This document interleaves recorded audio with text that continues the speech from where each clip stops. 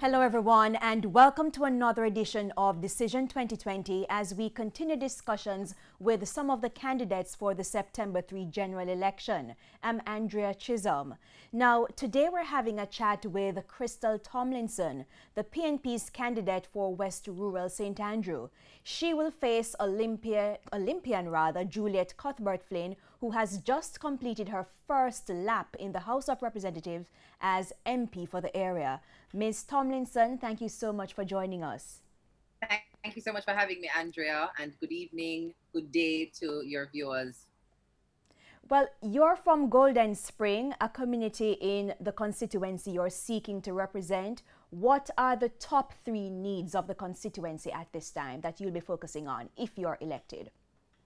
If elected, we prioritize the people's priorities, and that is good roads, water in their pipes, because some people have pipes and the promise of water, and there's still no water in their pipes, and opportunities to earn. When I had just entered the constituency, the third priority would have either been educational opportunities or maybe land and housing needs. But with COVID-19, finances are now dried up, and all the savings people had and the job they were depending on to pull them through the back to school window and the rest of 2020 have either dried up or changed in nature and form.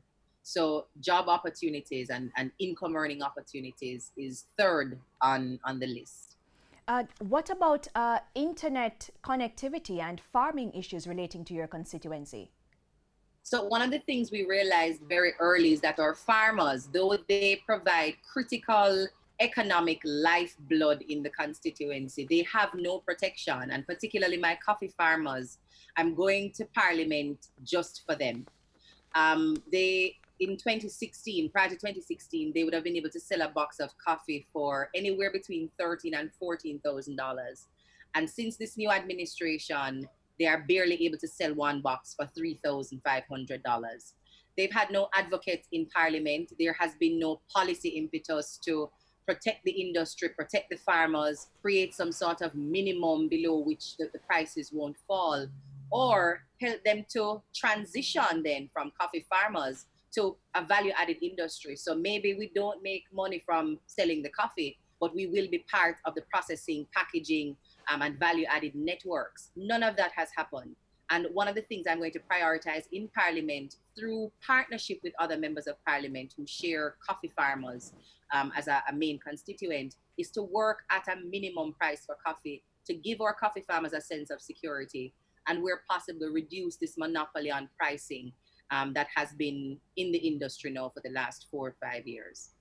Okay, and any internet issues in your area? Oh, we have a lot.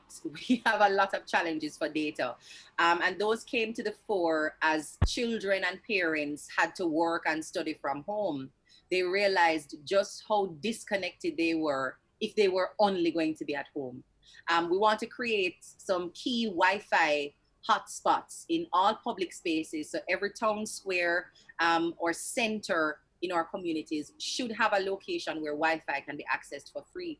So we've already started discussions with our churches or schools to ensure that they also become part of the Wi-Fi network for our community and its residents. But I'm also focused on redesigning our community centers. So they will also have free Wi-Fi hubs there, but they'll also give an opportunity for our businesses to enter a formal incubator program, training, resource deployment for our new businesses or existing businesses, and eventually funding for those businesses to expand and to grow. So the traditional concept of a community center will change under my term as MP if I'm elected, because right now what we have are empty lots. One of the community centers, Golden Spring, where I grew up when I was a child, that was a vibrant space: drama, football, netball, cricket, sporting programs, theater programs, any bit of engagement for children, you could find it there. And now,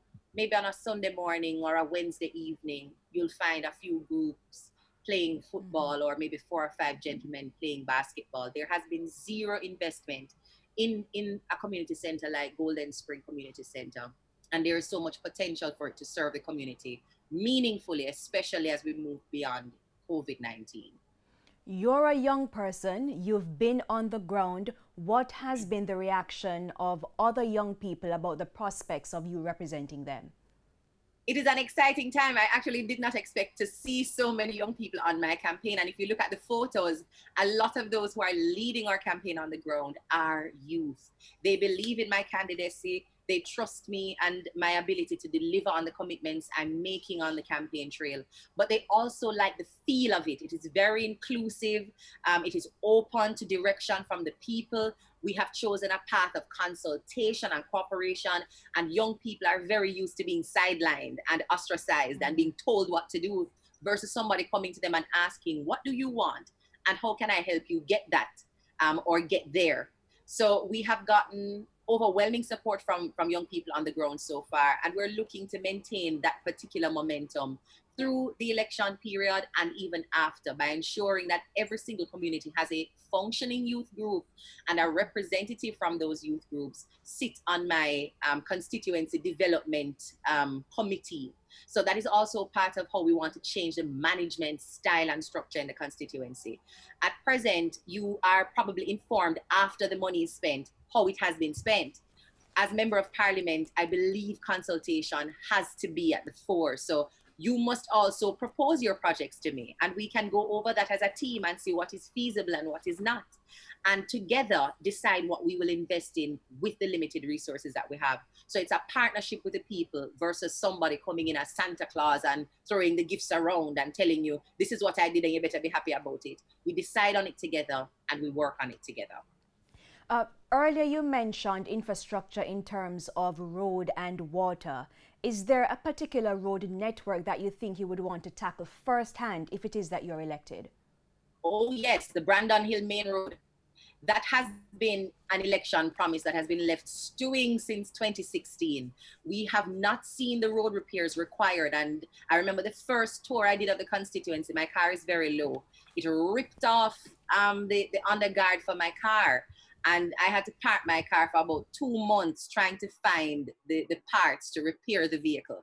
That's the reality of every single resident in Brandon Hill. Once you turn onto Blake's Bridge to enter Brandon Hill proper, you start worrying about your car. And the promises have just been consistent with no performance towards solving the problem. And people are really fed up about it. My task is to encourage them to come out and vote, because if they don't vote, they run the risk of an underperformer remaining in space and not fixing the problem for yet another 4 or 5 years. So while they are disillusioned, having been, receiving the promises and hearing things are going to happen and they don't happen, my task is doubly hard now to convince them that we will prioritize something like this, especially because it directly affects our farmers and their ability to move their produce in and out of the community, or children who need to go to school are also similarly affected. The cost of transportation, because the taxis don't want to drive that road.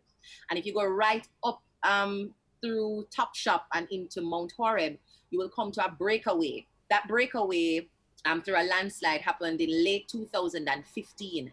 And the residents have met with myself and with the Member of Parliament and again received commitments about a budget being identified and plans to start the work are about to be approved, and everything is about to happen now that it's election time. But the people really can't wait on another promise. And what we've done is partner with them just over the past weekend to do some minor road patching work on the worst parts of that road so that they have something they can use in the interim.